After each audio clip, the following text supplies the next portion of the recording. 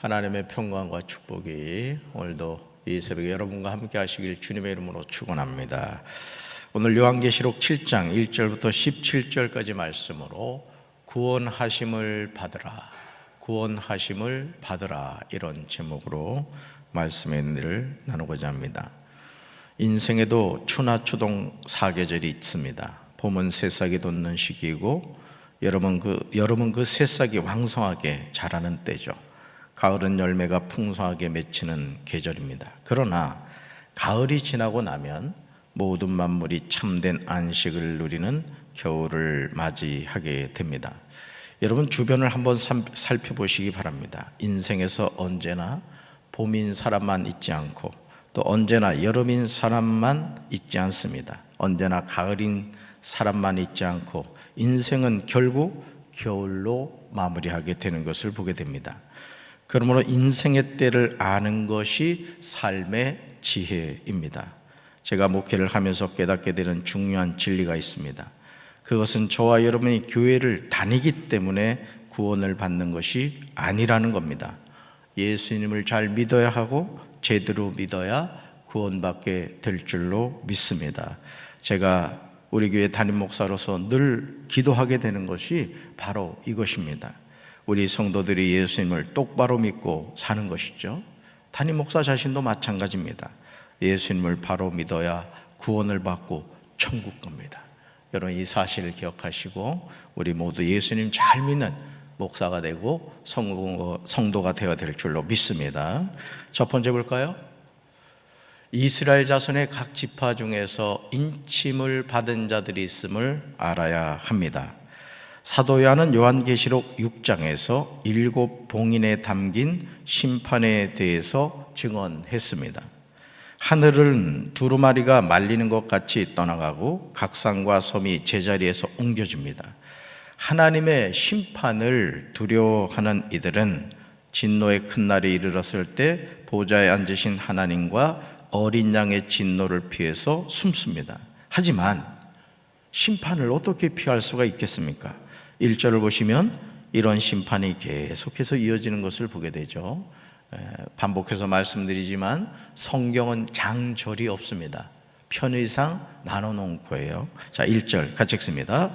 이 일 후에 내가 내 천사가 땅에 내 모퉁이에 선 것을 보니 땅의 사방의 바람을 붙잡아 바람으로 하여금 땅에나 바다에나 각종 나무에 불지 못하게 하더라. 아멘. 지금 요한이 본 것이 무엇입니까? 요한은 천사 넷이 땅의 네 모퉁이에 서서 땅의 네 바람을 붙잡아서 땅이나 바다나 모든 나무에 바람이 불지 못하게 막고 있는 것을 보았습니다. 뭐죠? 하나님의 심판이 시작된 것입니다. 그런데 2절을 보시면 다른 천사가 살아계신 하나님의 인을 가지고 해 돋는 데로부터 올라와서 땅과 바다를 해롭게 할 권세를 받은 네 천사를 향하여 큰 소리로 외치는 소리를 듣게 되었습니다. 그 내용이 3절에 나오죠. 3절 같이 읽습니다. 이르되 우리가 우리 하나님의 종들의 이마에 인치기까지 땅이나 바다나 나무들을 해하지 말라 하더라. 아멘. 지금 다른 천사 하나가 네 천사들에게 하는 말은 하나님을 섬기는 자들의 이마에 도장을 다 찍기 전에는 땅이든지 바다든지 나뭇잎 하나라도 건드려서는 안 된다는 것입니다. 사랑하는 성도 여러분, 하나님의 심판에서 하나님께서 하나님의 자녀들을 지켜주실 줄로 믿습니다. 요한은 인침을 받은 사람의 수를 들었는데 이스라엘 자손의 각 지파 중에서 인침을 받은 사람의 수가 몇이다? 14만 4천 명이었다는 거죠. 구원을 받는 사람은 따로 있다. 이걸 우리가 알 수 있어요. 그러므로 이제 우리는 기억해야 됩니다. 저와 여러분이 주님의 이름으로 선지자 노릇을 하고 주님의 이름으로 귀신을 쫓아내고 주님의 이름으로 많은 권능을 행한다고 구원을 받는 것이 아니라는 거예요. 예수님은 마태복음 7장 21절에서 누가 천국에 들어가게 되는지 분명하게 말씀하셨어요. 같이 읽습니다. 나더러 주여 주여 하는 자마다 다 천국에 들어갈 것이 아니요 다만 하늘에 계신 내 아버지의 뜻대로 행하는 자라야 들어가리라. 아멘. 지금 겸손히 자신의 삶을 돌이켜 보시기를 바랍니다.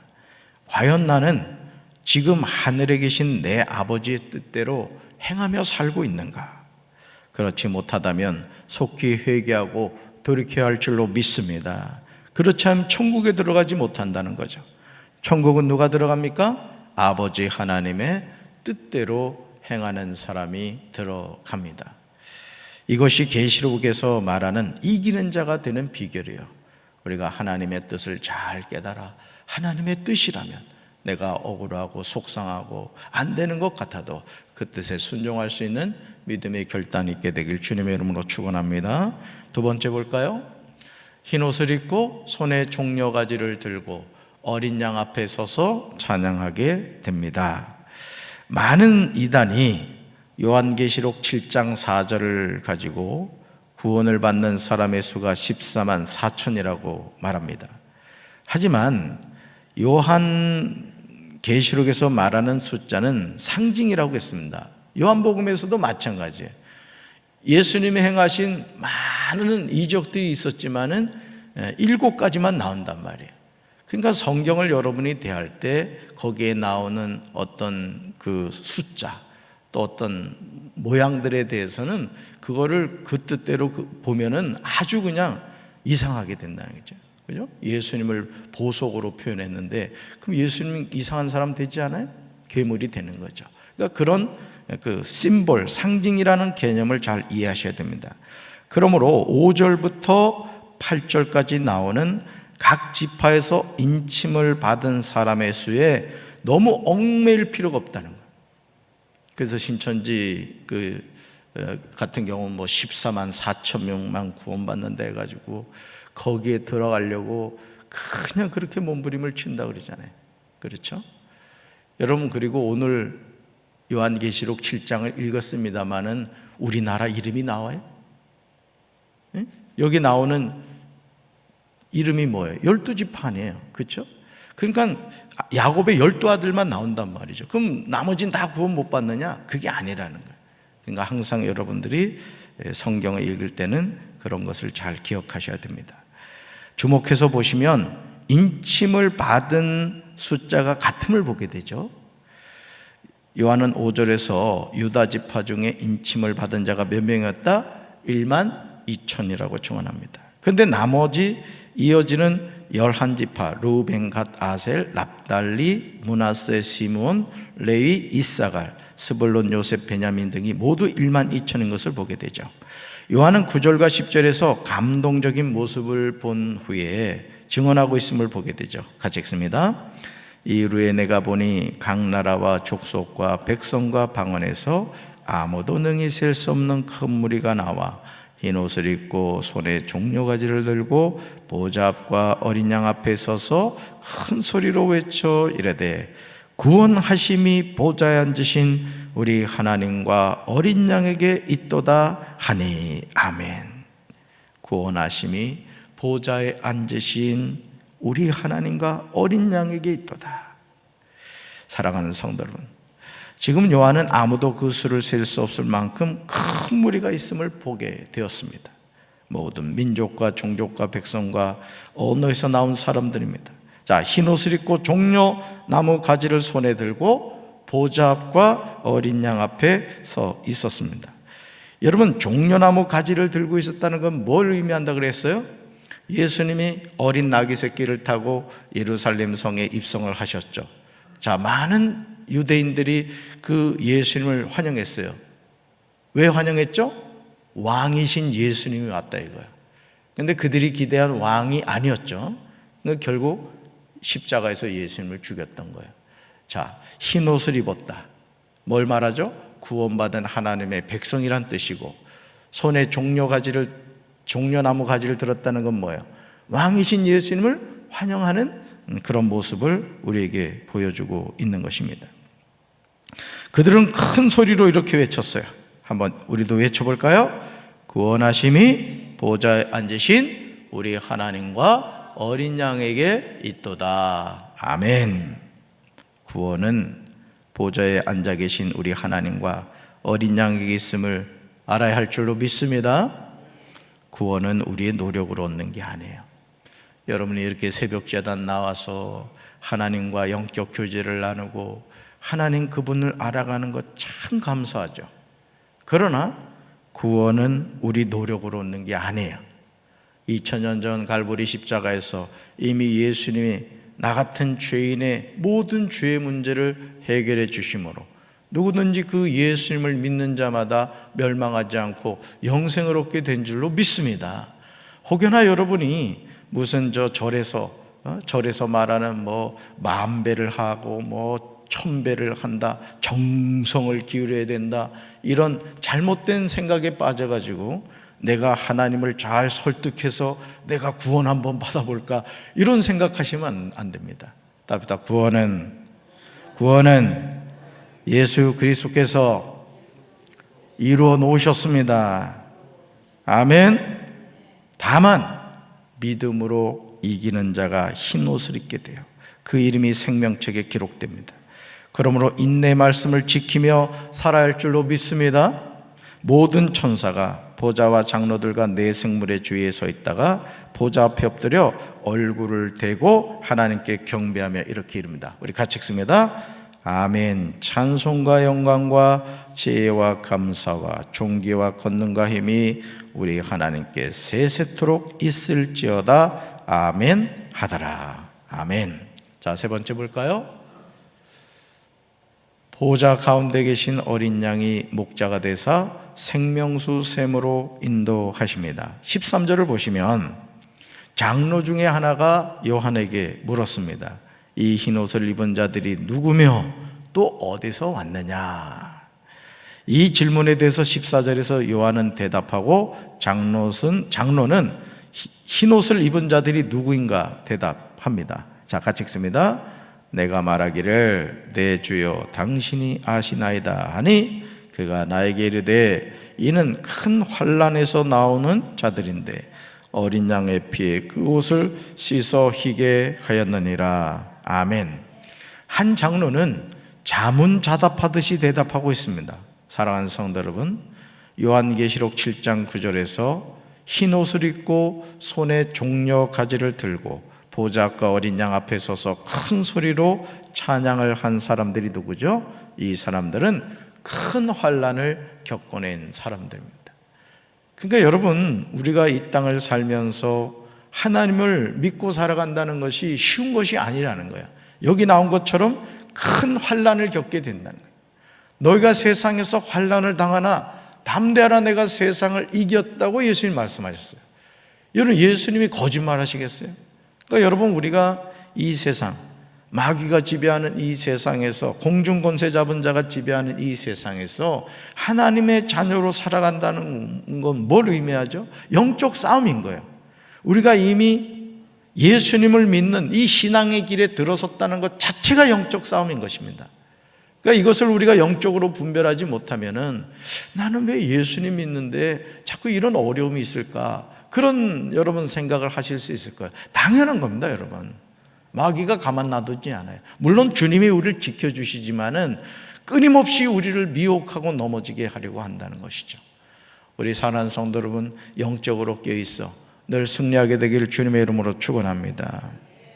자, 그들은 어린 양이 흘리신 피에 자기들의 두루마기를 빨아서 희게 한 것이죠. 즉 예수의 피로 구원을 받은 천국 백성들이에요. 그래서 예수 피밖에 없네. 주의 보혈 능력 있도다. 주의 피 믿으오. 그 찬양을 그래서 부르는 겁니다. 그러니까 여러분, 우리가 자랑할 것이 뭐예요? 예수님 보혈밖에 없죠. 그러니까 죄인들의 죄를 씻어줄 것은 뭐밖에 없다? 예수의 피밖에 없는 거예요. 이들을 향한 하나님의 배려가 15절에 나와요. 같이 읽습니다. 그러므로 그들이 하나님의 보좌 앞에 있고 또 그의 성전에서 밤낮 하나님을 섬기매 보좌에 앉으시니가 그들 위에 장막을 치시리니. 아멘. 여러분, 15절 잘 보세요. 우리가 구원받고 천국 가서 뭘 하는지 여기 나온단 말이에요. 잘 보세요. 그러므로 그들이 누구 앞에 있고? 하나님의 보좌 앞에 있고 또 그의 성전에서, 하나님 성전이죠, 밤낮 하나님을 뭐예요? 섬김에 보좌에 앉으신가 그들이 장막을 치신다는 거죠. 그러니까 여러분, 천국 가서 우리가 뭐 한다? 하나님께 하루 종일 예배 드리는 거, 하루 종일. 좋아요. 그러니까 예배 드리는 게 지겨운 사람들은 천국 가는 거 재고해 봐야 된다니까. 맨날 예배 드려야 된다. 구원을 받은 하나님의 자녀는 하나님의 보좌 앞에 있다는 거야. 한번 생각해 봐요. 하나님 앞에서 예배를 늘 드리고 있다는 거 한번 생각해 봐요. 그들은 하나님의 성전에서 밤낮 하나님을 섬깁니다. 그러므로 보좌에 앉으신 하나님이 그들을 덮는 장막이 되어 주신다. 하나님의 날개 그늘 아래 우리를 품어주시는 것처럼 하나님이 우리를 그렇게 돌봐주시는 거예요. 사랑하는 성도 여러분, 정말 감동적인 모습이 아닙니까? 하나님은 어린 양의 피에 그 옷을 씻어 희귀한 사람들에게 놀라운 축복을 주세요. 놀라운 축복. 16절 그 내용이 나와요. 같이 읽습니다. 그들이 다시는 줄이지도 아니하며 목마르지도 아니하고 해나 못 뜨거운 기운에 상하지도 아니하리니. 아멘. 이런 축복이 우리 사랑하는 성도 여러분에게 함께 하시길 주님의 이름으로 축원합니다. 다시는 줄이지도 않고 목마르지 않고 영적 갈증 느낄 필요가 없어요. 하나님 보좌 앞에 있으니 하나님이 주시는 그 생명의 말씀을 먹게 되고 그냥 좋은 거야, 좋은 거야. 또 해나 아무 뜨거운 기운에 상하지도 않아요. 여러분, 사드락과 메삭과 아벳느고가 금신상 앞에 절하지 않는다고 해가지고 어떻게 돼요? 평소보다 7배 뜨거운 풀무불에 던져지잖아. 근데 그 앞에 서서 얼마나 멋진 고백을 해요. 하나님이 우리를 지켜주실 거라 이거야. 그러나 그렇게 하지 아니하실지라도 하나님께 감사한다는. 그랬더니 느부갓네살 왕이 얼마나 열받았는지 그냥 군사들한테 집어 던져버리라고 했어요.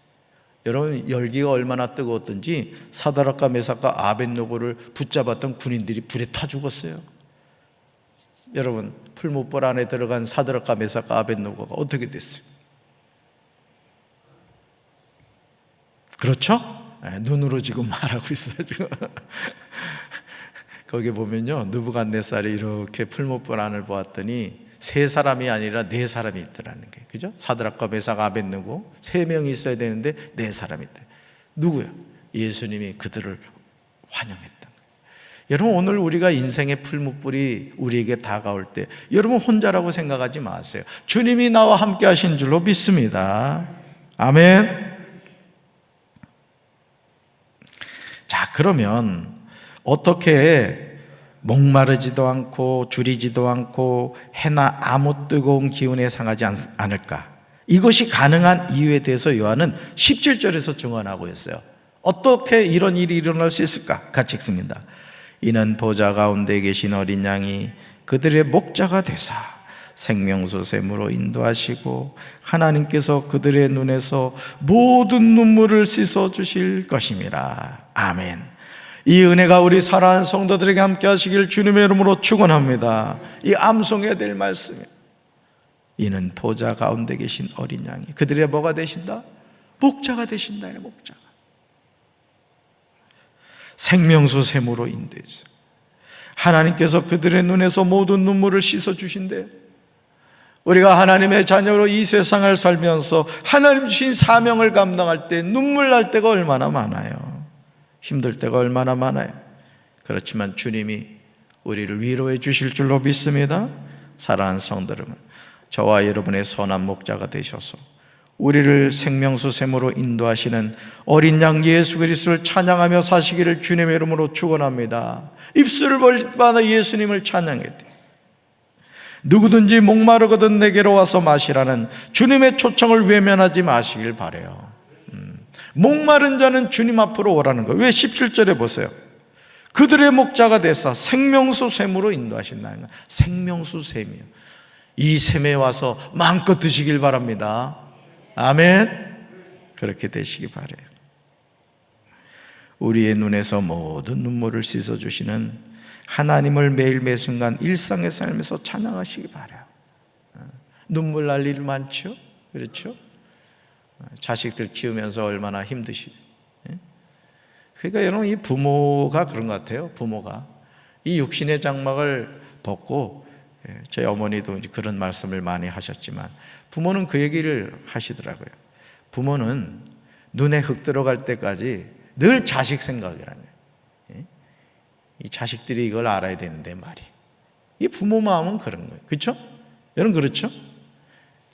우리 하나님이 그런 거예요. 우리가 다 하나님 자녀잖아요. 속썩이면 되겠어요, 안 되겠어요? 속썩이면 안 돼요. 하나님 말씀 잘 들어야 돼요.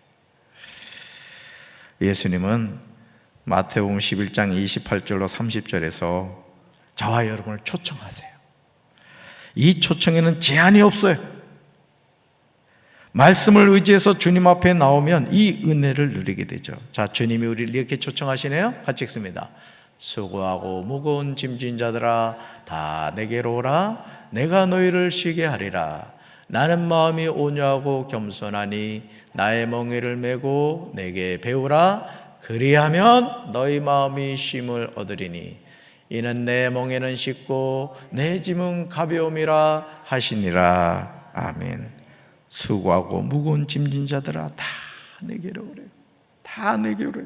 내가 너희를 쉬게 하리라. 여러분, 우리의 참된 안식은 주님 품에서 누리게 될 줄로 믿습니다. 그러면서 나는 마음이 온유하고 겸손하니 나의 멍에를 메고 내게 배우라. 그리하면 너희 마음이 쉼을 얻게 된다는 거예요. 이는 내 멍에는 쉽고 내 짐은 가벼움이라 하시니라. 여러분, 오늘도 우리가 생명수 샘에 나와서 주님이 주시는 생명수를 마음껏 드십시다.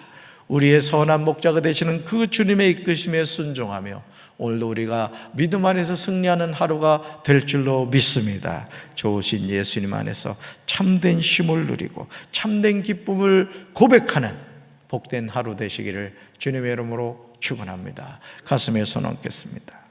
수고하고 무거운 짐진 자들아 다 내게로 오라. 내가 너희를 쉬게 하리라 말씀하신 주님, 우리가 이 땅을 살면서 어디에서 참된 쉼을 누리겠습니까? 어디에서 이 갈증을 해소할 수가 있겠습니까? 하나님, 우리의 영원한 목자가 되시는 주님 품에서만이 우리가 참된 안식을 누리게 될 줄로 믿습니다. 아버지 하나님, 우리 성도들 축복하여 주셔서 오늘 이 하루도 믿음 안에서 승리하며 살아갈 수 있도록 주여 도와주시옵소서. 항상 기뻐하게 하시고 쉬지 말고 기도하게 하시고 범사에 감사하며 살아가게 하옵소서. 영과 육의 강건함으로 함께하여 주시옵소서. 예수님 이름으로 간절히 축복하며 기도합니다. 아멘.